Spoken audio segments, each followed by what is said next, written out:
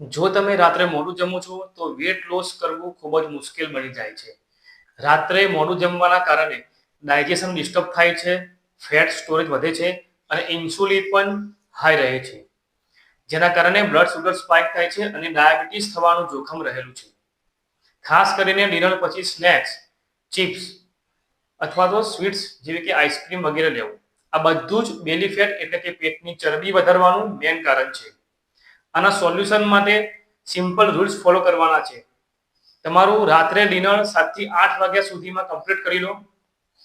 Dinner પછી snacks અથવા તો સ્વીટ્સ લેવાનું અવોઇડ કરો. ડિનર હળવું એટલે કે લાઇટ રાખો અને ડિનર પછી 10 મિનિટ વોક કરો.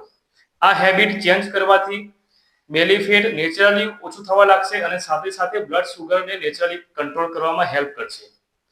આ રીલને સેવ કરી લો અને જે મિત્રો રાત્રે મોડું જમતા હોય એમની સાથે શેર કરો.